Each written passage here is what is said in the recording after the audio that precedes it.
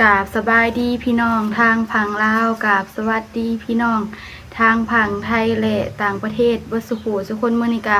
มาพบมาพอกับน้องสาอีกแล้วมื้อนี้ก็ทางน้องสาก็สิมาทำความสะอาดเรือนเนาะค้นเครื่องค้นของออกมาไว้เบิดเลยอยู่นอกเนาะก็สิไปถูในห้องนอนแล้วก็ถูทางนอกเรือนแล้วก็ทางในเรือนเนาะทางน้องสามื้อนี้ก็อยู่เรือนก็สิอนามัยเรือนทางไอ้ทงเพิ่นก็สิทางหญ้าอยู่ในเข้มหัวเนาะทางน้องสาก็สิมาถูเพื่อนทางนอกทางในบัดนี้เพราะว่าหลังจากพ้นตกกะเพื่อนมันเหยียกเปื้อนแน่ที่เฮาถูพื้นมื้อน่ะถูพื้นตอนหน้านี่ก็พ้นตกแล้วก็ขึ้นรถไปนอกแล้วก็ขี้ดินก็ติดรถเนาะแล้วมันก็เปื้อนเพื่อนคือเก่าเดี๋ยวเวลาจังสิหาไม้พลอยไปกวดเนาะทางน้องสาก็บ่ได้ไปไสช่วงนี้ก็สิเห็นทางน้องสาเปิดคลิปอยู่แต่เฮือนนี่เด้อเป็นจังได๋ก็ฝากเป็นกำลังใจให้น้องสานี่เด้อแม่ FC เบิร์ดสุขคนฝากเบิ่งคลิปให้น้องสาแหน่มื้อนี้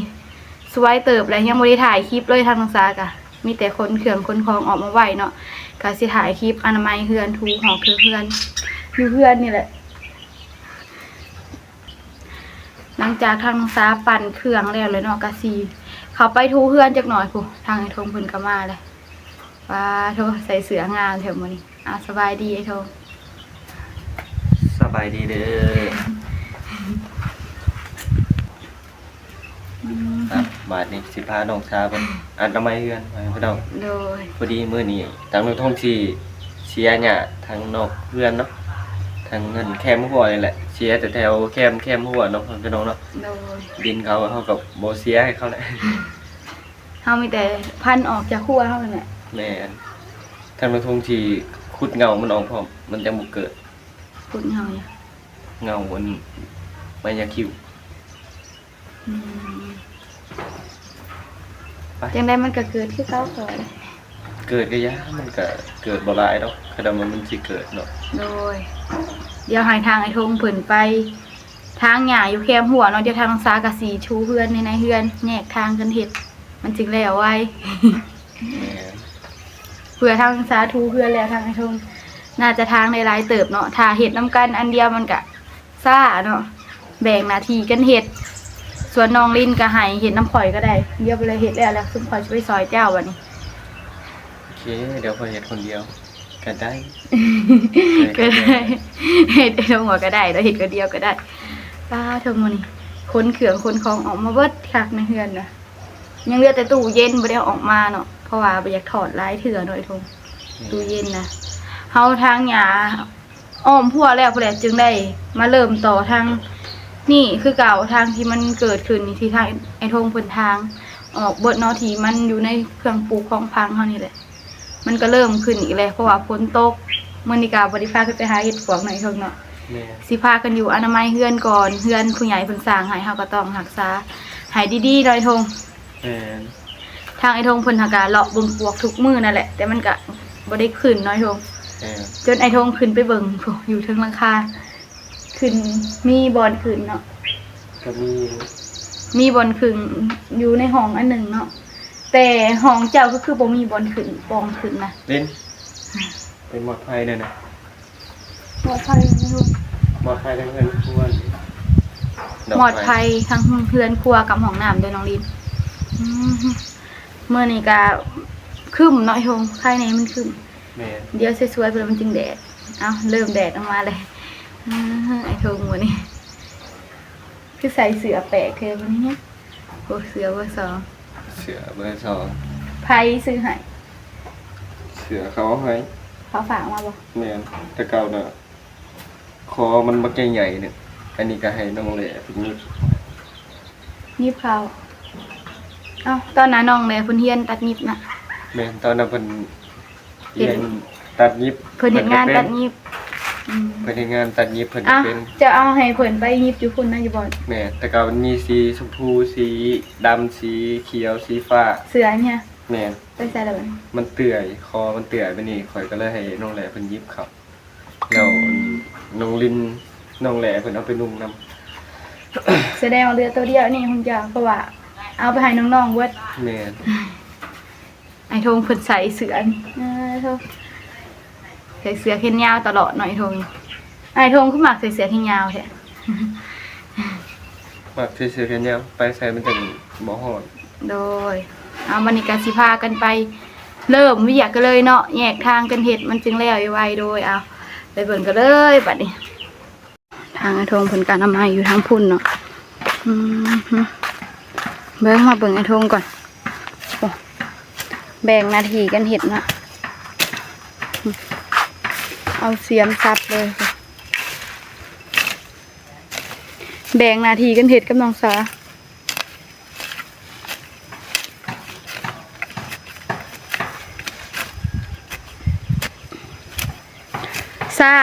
ซ่าก็อย่ามาหน่อยทงเนาะโอ้ไอ้ทงเพิ่นเฮ็ดแบบนี้เนาะมันก็สิด้นแหน่เผื่อสิแล้วอ้อมหัวเอาพุ่นไอ้ทงเพิ่นว่าซับออกอันนี้เนาะเป็นยังไงทง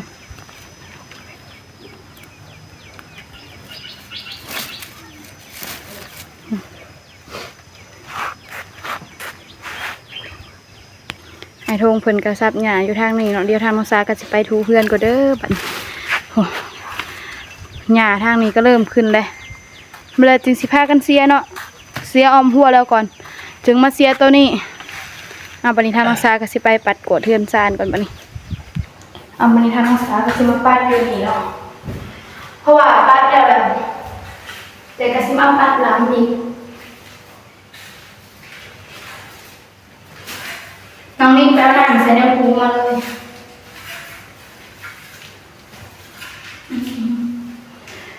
ปัดออกไปทางนอกเลยเนาะ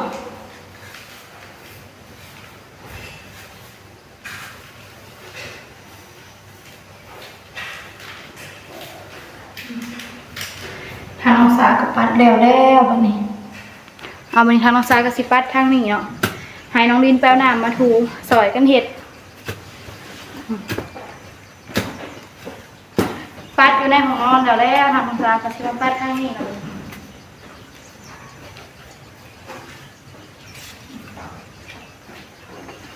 ใส่น้องดินคนขาวไปทูอยู่ในห้องนอนก่อนเนาะ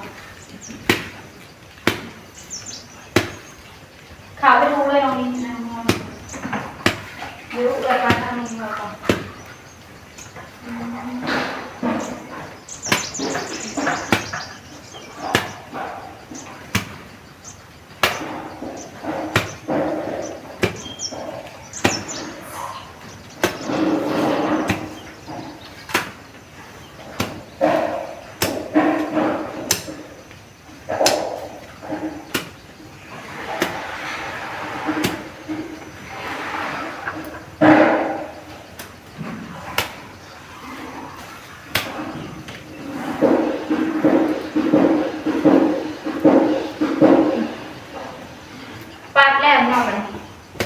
เพราะว่าทาง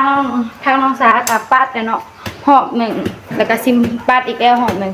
ก็พอดีแล้วเนาะบัดนี้ก็ใส่น้องลินเพิ่นมาทูเนาะเพิ่นยังเข้าไปทูอยู่ในห้องนอนทางน้องลินเพิ่นก็นี่เลยทางน้องสากับปัดแล้วเลยเนาะก็มีแต่ทูออกเนาะให้ทางน้องลินเพิ่นทูอยู่ในห้องนอนเนาะ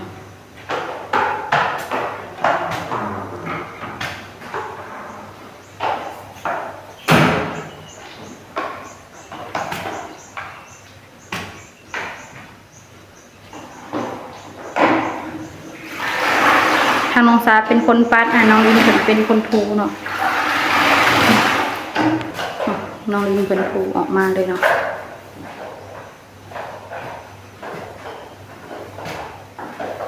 ให้น้องลินเป็นทูออกมาเลยแบบนี้ให้เป็นทูออกมาเลยน้องลินสาชิมาปัดถาทางนอกเพราะว่าให้เป็นทูในห้องนอนเนาะทางน้องสาก็สิมาปัดถามเนาะอันนี้ก็ทางน้องสาปัดแล้ว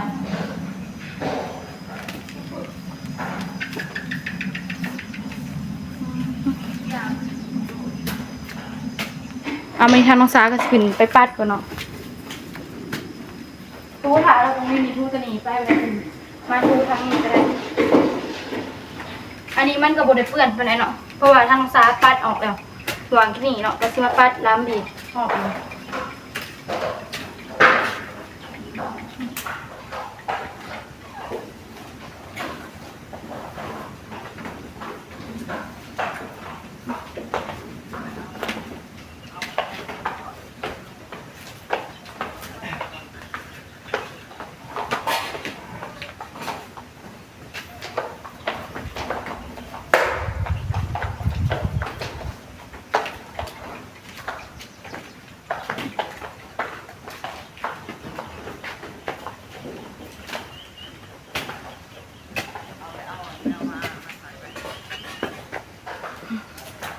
ตอนนี้กะปัดแล้วเนาะกสิพาไปเบิกทางน้องดินเพิ่นทูเลยโอ้ใส่น้องดินเพิ่นทูออกไปเลยเนาะทูแล้วในเฮือนแล้วก็สิมาทูทางนอกเฮือนแล้วก็พอดีแล้วเนาะกสิพากันไปซอยไอ้ทงเพิ่นทางหยาเนาะ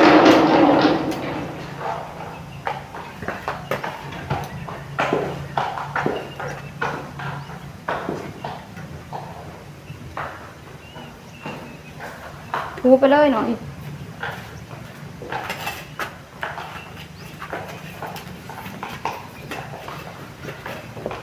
หายน้องลินเพิ่นทูไปเลยเนาะป้าโทรฮอนแท้ฮอนว่ะอุกเอาคือเฮ็ดปวกสิออกนี่เนาะแต่กับบริพากันไปหามื้อนี้เพราะว่าพากันอนามัยเฮือนก่อน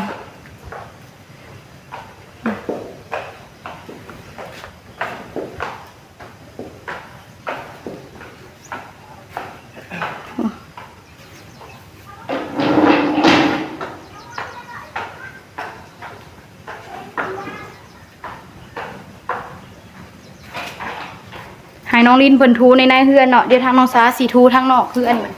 กับพอดีแล้วเนาะแบ่งกันทู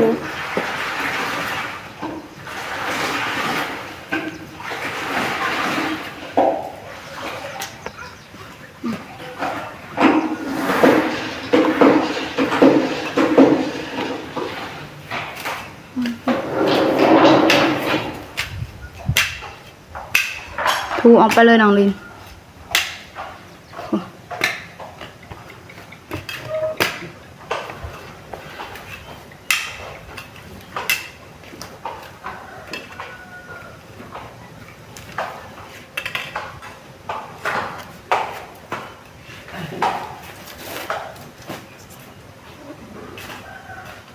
เครือยานางปะไว้เด้อไอ้ทงหายไอ้ทงคุณปะเครือยานางไว้เนาะในห้องนอนกระทูแล้วเลยเนาะ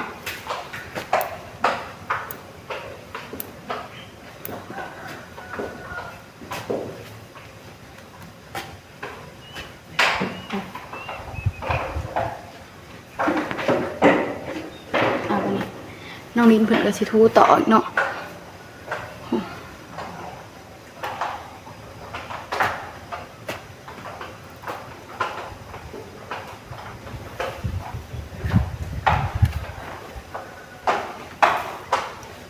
คึมอยู่เนาะแต่หักมันห่อนคึมก็ห่อน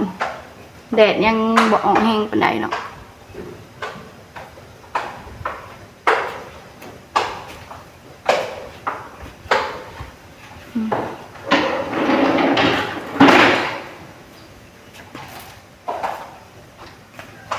ออกข้างนั่นแหละก็เปลี่ยนน้ำมาเลยเด้อน้องลินเดี๋ยวไอซีทูเองทางนอกนี่เปลี่ยนกันทู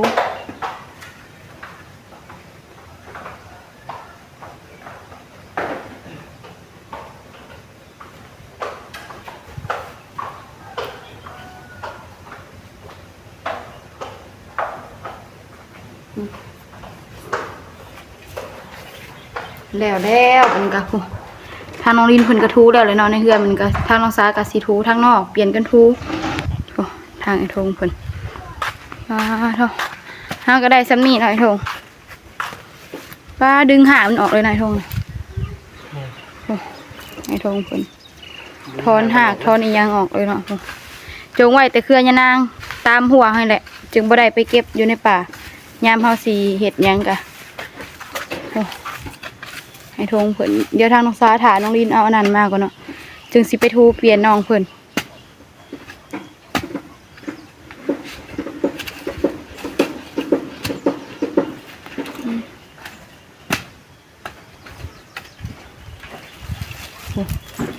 ไอ้ทงเพิ่นซับหญ้าคิวแคมหัวเนาะซับต่อหญ้าคิวทางแคมหัวเลยไอ้ทงเพิ่นเอาบันนี้ก็สิมาทูเปลี่ยนน้องลินเนาะ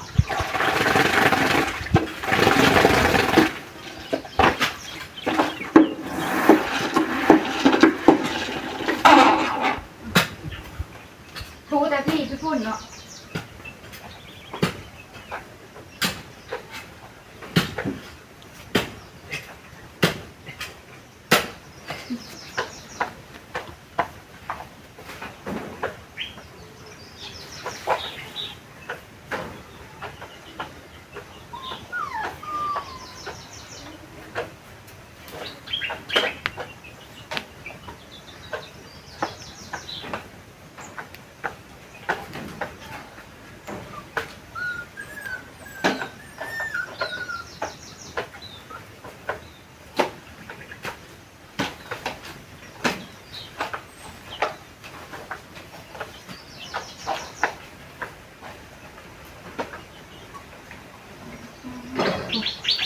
ทางน้องซากระทูได้ตรงนี้แล้วเดี๋ยวทางน้องซาสิย้ายกล่องก่อนย้ายกล่องไปข้างนั่นเนาะนี่ทางน้องซาก็สิมาตั้งกล่องทางนี้เนาะก็สิทูแต่พี่ไปเลยนะบัดนี้เพราะว่าตั้งกล่องทางนั้นย่านเห็นแต่ดังทางน้องซาเนาะ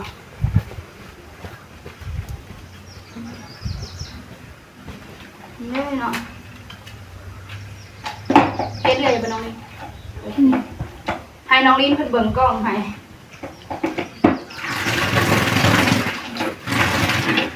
เบิ่งกล้องให้เลยน้องลิ้น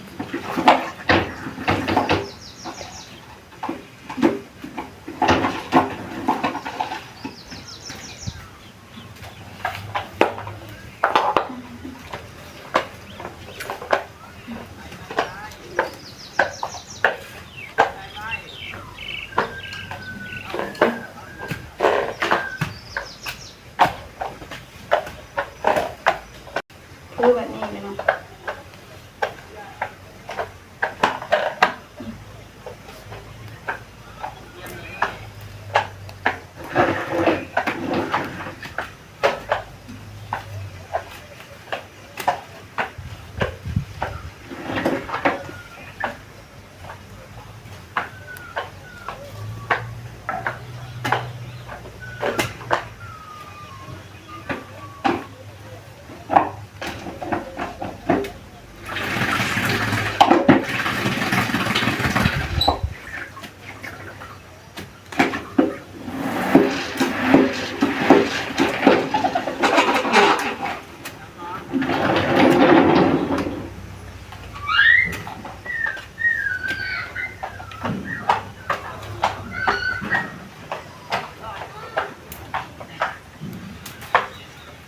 ทูไก่สีแล้วเลย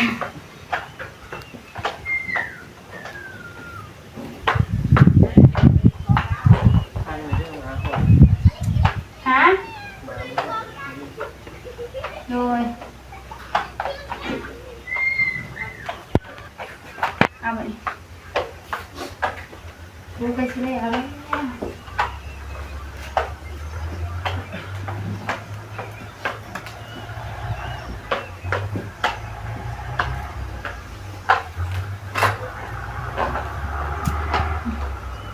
เสียงรถดูดบ่เสียงรถดูด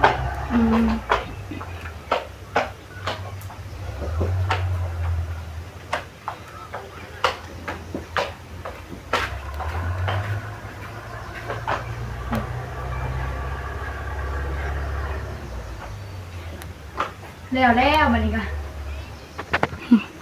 ใครใส่น้องลินเพิ่นทูในหันเนาะบัดนี้ผ้าเท่าทางน้องสาวกลมร้ายกระวินหัวเนาะจนหนามืดเลยกินนี่ให้น้องลินเพิ่นทูต่อเนาะคันได้3คันกับพอดีแล้วเนาะบัดนี้สอยกันทูนี่แหละ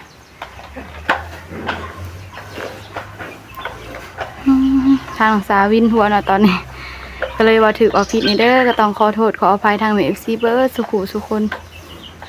มื้อนี้ก็พากันอยู่เฮือนอนามัยเฮือนซานให้มาสะอาดสะอ้างผู้ใหญ่เพิ่นเฮ็ดให้เลยค่ะก็ต้องรักษาเนาะรักษาดีๆสอยกันรักษาเป็นยังไงทงล่มนะ ดึงหักไม้จะล่มไปทงกันนะ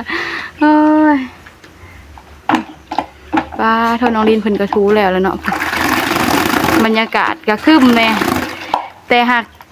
ฮ้อนเนาะครึ้มแต่หักฮ้อนปุ๊บไอ้ทงเพิ่นก็ทูทางเพิ่นก็ทางหญ้าทางนั้นเนาะเพิ่นเอาเสียมซับหักไม้ออกทางไอ้ทงเพิ่นก็ทางไอ้ทงเพิ่นซับหักไม้ออกอยู่ทางนี้เนาะซับหักหญ้าคิ้วออกโอ้บรรยากาศตอนนี้ก็ยังบ่แดดปานใดเนาะถ้าแดดกว่านี้ก็คงสิเป็นวินกว่านี้ไอ้ทงเอ้ยตอนนี้ก็สอยกันทูเพื่อนแล้วนะก็สิไปสอยไอ้ทงซับอันนั้นจังหน่อยทางซ้ายก็ฮ้อนเทฮ้อนหวานเนาะจะเป็นวินความฮ้อน เพราะว่าแดดก็เริ่มออกแห้งเลยตอนนี้แดดเริ่มออกแห้งเลยค่ะแดดแห้งเท่ากับพักผ่อนเนาะแล้วเขาก็เห็ดไม้ทามันห่มกะทางน้องซาอยู่เพื่อนกับอนามัยเพื่อนเหมือนกันทางน้องซากะสิได้จบคลิปไปเพียงแค่นี้ก็พอๆกันในคลิปหน้าเด้อ